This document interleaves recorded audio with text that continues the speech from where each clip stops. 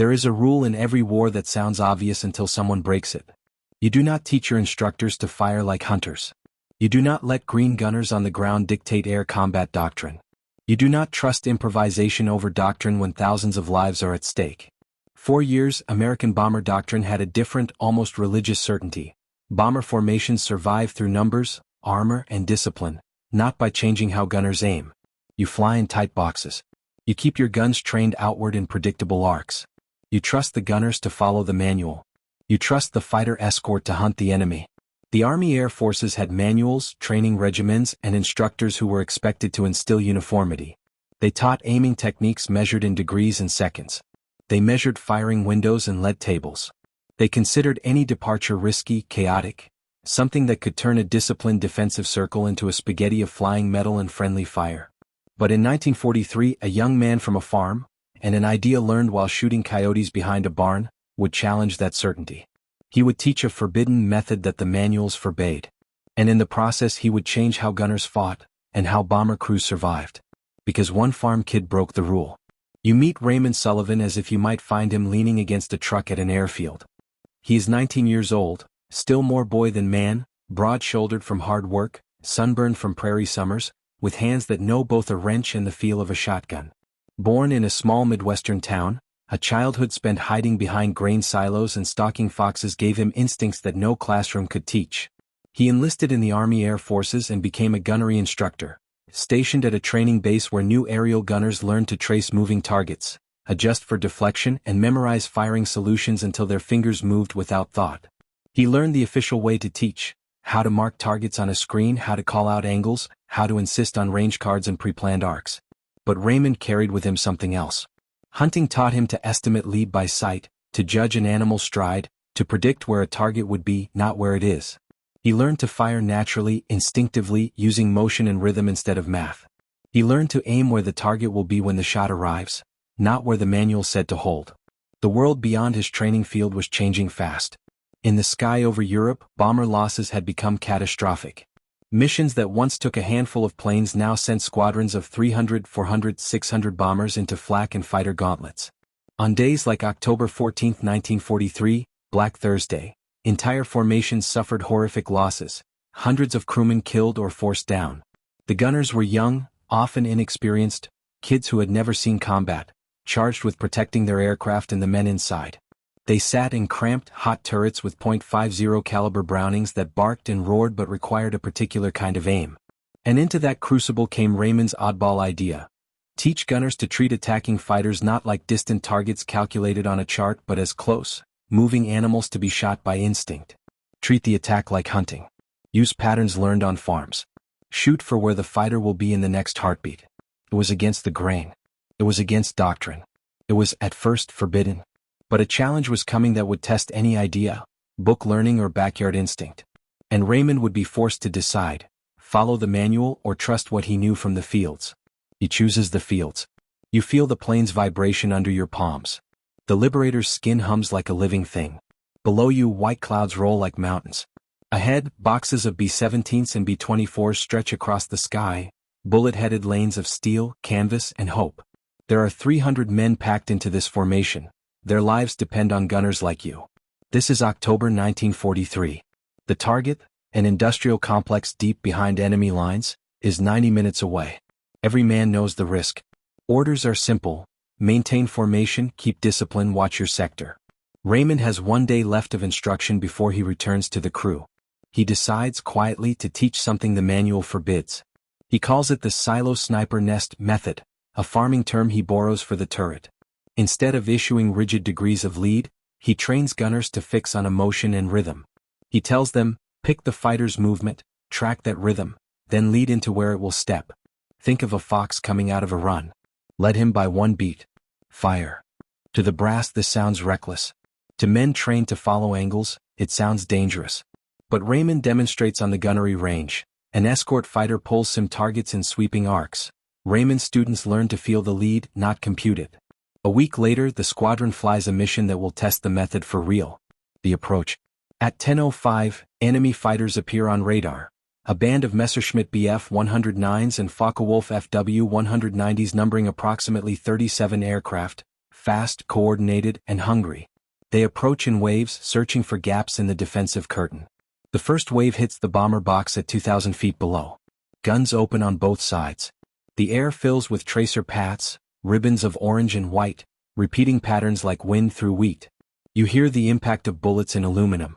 The sound is immediate. Shrieks, the tearing of fabrics, machinery pinging like distant hail. Fighters make their passes in close, often slipping under the bomber's turret arcs in what pilots call beam attacks, sliding across the bomber's flank at 80 to 100 yards. At such distances, the manual says to hold fire until the fighter reaches the lead window, then apply precomputed deflection. Raymond's gunners do something different. They pick the fighter's rhythm. One fighter comes across at 90 yards, its engine a high whine, wings glinting. The turret gunner tracks the sweep with his shoulder. He feels the fighter's rhythm, left, like the regular breathing of an animal. At the second left, he squeezes the trigger. The .50 caliber roars. The fighter explodes in a blossom of oil and metal, tumbling away. 1, 2, 3. The countdown sequence. The enemy presses. Another wave. Another. The formation counts down the killer passes like a metronome. 4 minutes until the second wave hits. 3 minutes. 2 minutes. 1 minute. Raymond's method spreads. Gunners who had relied on charts now use sight and rhythm. They shoot earlier in the fighter's arc but with a narrower window, aiming where the fighter will be rather than where it is when they pull the trigger. AFW 190 dives in, strafing the waist of AB-24. The waist gunners follow Raymond's method, leading by instinct. Their first burst severs the 190's control cables. The enemy fighter spins and hits cloud. The math changes. Where losses had been 2 to 1 in favor of the enemy, the ratio flips. In this engagement, the bomber formation claims 37 German fighters across the day, some destroyed outright, others driven off, engines smoking, forced down. The number is precise, 37. The bomber crews later tally the figure in hushed, incredulous notes. 37 enemy aircraft neutralized in a mission that should have bled them dry. But this is not a tale of uninterrupted triumph. There is a moment where failure seems certain. An enemy flight leader, a cold-eyed ace, notices the new pattern. He orders a tight vertical rip. Fighters come in high and plunge down in a steep boom-tuck maneuver to avoid the instinctive lead, reducing the time gunners have to adjust. From the waist turret, a young gunner, Corporal James Monroe, 20 years old, from Ohio, sees the fighters drop. It's sudden. The fighter covers 600 yards in 3 seconds. Monroe's hands shake. He has fired all morning and seen friends hit. He hesitates. The fighter snaps across the nose of his aircraft at 45 yards, closer than any training exercise had prepared him for. For one sick fraction of a second he freezes. The fighter sprays .303 fire into the bomber's nose. A tracer rips the pilot's panel. The pilot yells. The bomber shudders. Failure flashes in Monroe's mind. Men dead, a plane lost, families never knowing what happened. Then he hears Raymond's voice like a bell. Rhythm. Pick the beat. Fire where he goes, not where he is. Monroe follows the beat. He fires. The tracer fills the fighter's cockpit. The enemy pilot slumps. The fighter yawns. It falls out of control and slides into the cloud deck. Monroe doesn't realize he's saved the ship until afterward. The crew is shouting, laughter and crying braided together. Sensory details. The smells are immediate, cordite and oil, hot metal and a metallic tang of blood at the back of the throat. The sky is a bright, violent blue. The sun slashes across the aluminum skin like a blade. The sound is a constant thunder. Engines, guns, the rat-tat-tat of machine guns, the scream of fighters passing close enough to shave paint from rivets. You feel the control yoke under your palms when flak knocks a chunk of the forward nose assembly away. You hear a man shout for a medic. Another man laughs like a child who has seen something impossible. And the count of planes, tallied after debrief, reads like a small miracle. 37 German fighters neutralized, 300 bomber crewmen kept alive on missions that would have otherwise been catastrophes.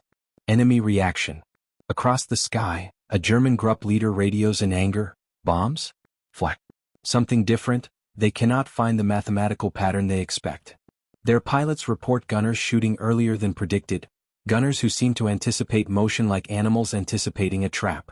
They call it unnatural fire. They accuse the bomber crews of shooting on reflex, they call it cheating.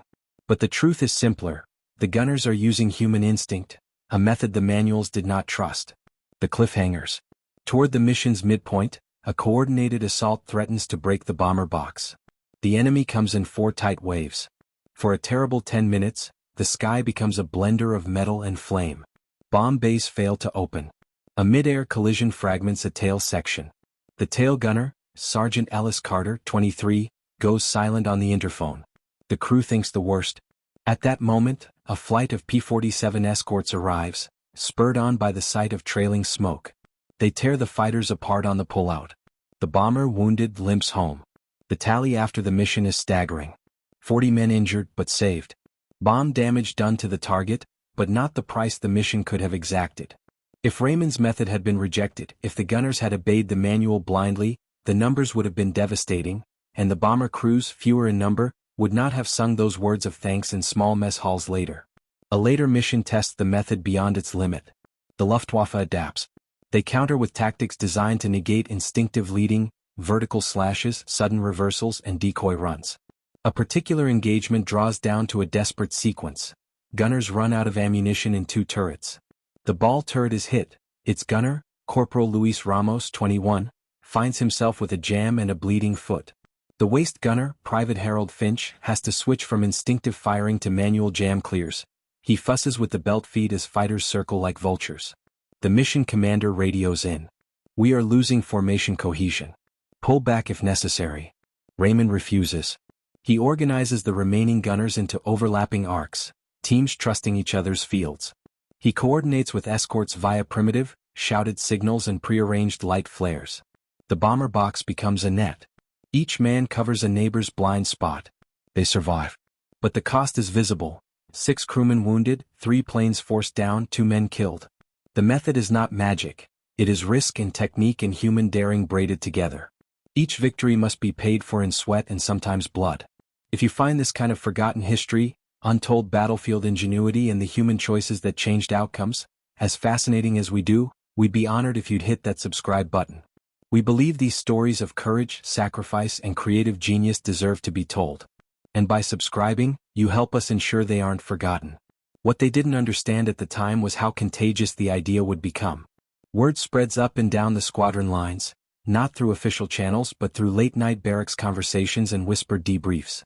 A waist gunner tells another, "You should try Sullivan's trick." A first sergeant writes in a log, "Local trainers experimenting with instinctive lead." The result is a tactical ripple that changes defensive aerial doctrine. Tactical changes.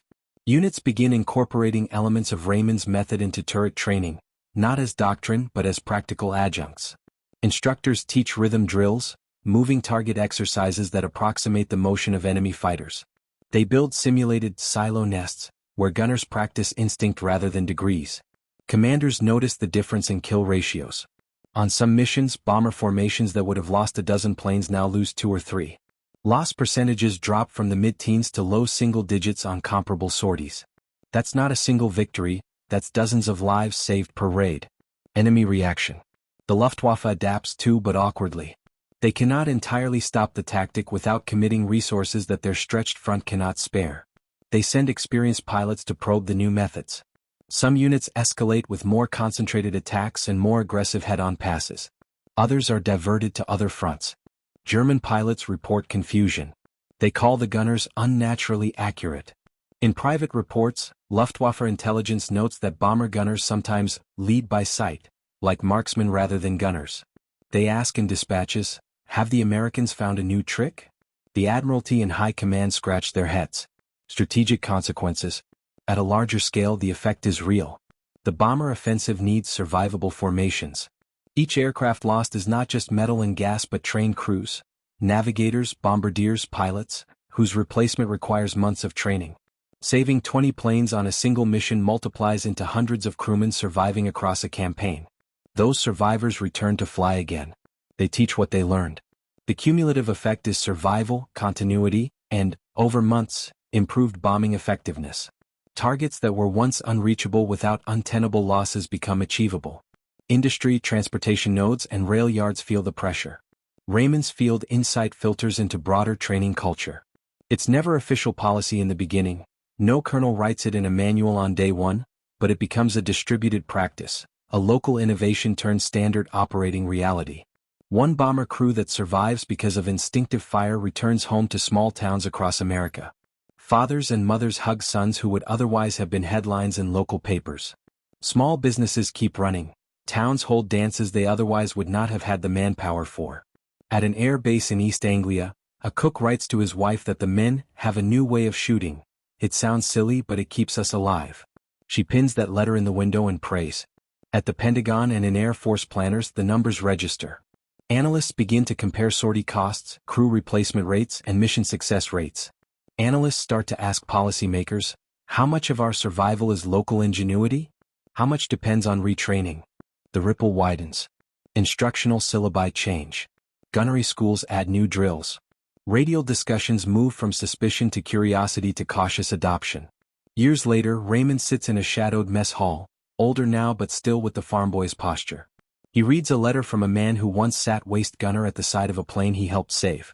The letter thanks him for being the reason I got to see my kids grow up. It's a sentence that hangs heavy. Raymond does not seek medals for his idea. He knows success was messy. He remembers the men who did not come home.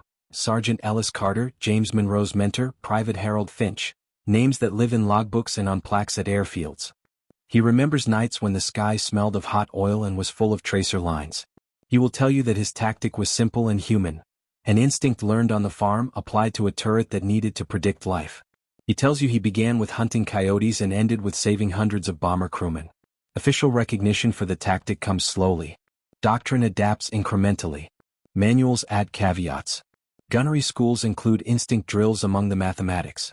Historians, ever hungry for patterns, debate whether this was a turning point or merely one of many small innovations. The debate misses the point. Because history is not only made by generals and plans, it is made by boys and men who do something brave in a moment and pass it on. What happened to Raymond? After the war, Raymond returns home. He works with vets organizations. He speaks at reunions. He knows the memory of that day is fragile. Fewer people each year remember the names, the faces, the beat of the fighter's wing that saved a squadron. He lives quietly with a battered shotgun in the corner and a list of names in a drawer. Years later, a last survivor from one of those bomber crews visits Raymond. They clasp hands. Both men are old, both voices thin. They do not speak long. Sometimes gratitude needs no many words. Why this matters now? Why does this story matter in a world that keeps moving? Because it reminds us what the margin between life and death sometimes looks like. A boy's hunting instinct, a decision to teach against the manual, and a handful of men willing to try something new under fire. It matters because innovation often arrives from the least likely places. The farm, the classroom, the back of a truck. Bureaucracy likes rules. War rewards effectiveness. Sometimes the two collide. If this story moved you, please hit that like button. Every click tells the algorithm this piece of history is worth remembering. We're dedicated to rescuing these forgotten stories from the archives. If you want to join us on this mission, subscribe and turn on notifications. Where are you watching from? Drop your city or state in the comments and tell us if someone in your family served. Share their name. Honor their memory. Thank you for ensuring that Raymond Sullivan and the hundreds of bomber crewmen whose lives his method helped save do not disappear into silence. They deserve to be remembered.